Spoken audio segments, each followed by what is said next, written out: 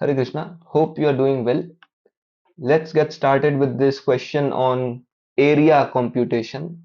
And that's why we'll need some basic trigonometry because there are triangles involved, there's a triangle involved, and an element of integration because the one point in the triangle is stochastic. Okay, let's get started. So, writing things makes sense always. Sometimes drawing things also makes sense, makes better sense. That's the intuition. Very This intuition is also intuitive, nothing very rocket sciencey. So you have a point 0, 0, and you have the point 1, 0. And this point cos theta, sin theta. Now, you should remember this parameterization that cos theta and sin theta essentially can give the entire circle around the origin of unit radius when theta goes from 0 to 2 pi. So it's completing an entire rotation. But 0 to pi means it will cover only this much ground. So the third point, which is a random variable, it varies in this circumference, right? And we will have a structure like if this is the third point, we'll have a triangle like this. If the third point is here, we will have a triangle like this, and there will be infinite such triangles, so there will be an element of integration. So the point is cos theta, sin theta. What we can do is draw the perpendicular, then we have two 90-degree triangles, right? Over here.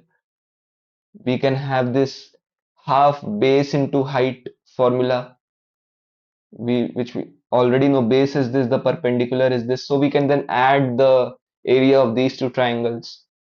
But the thing is, if we are essentially doing something so lengthy,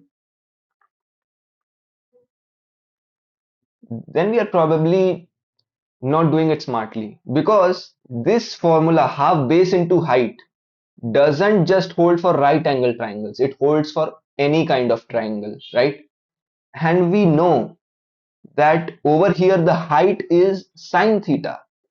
So even though the point is having an element of cos theta, think logically, the height of the triangle is always going to be sine theta, no matter what is this random point on the circumference. So your area is actually half times this length 0 to 1 and this sine theta length, the modulus of that. But because sine theta is positive in or non-negative in 0 to pi, so it's the same, the modulus is the same as the value inside it. And then it's the simplest integration possible. You just integrate over 0 to pi this quantity half sine theta and you get this 1 by pi. So again, the question I feel was mostly about getting the fastest way to compute the area, and going about this right angle to right angle triangle approach would have been a lengthy way.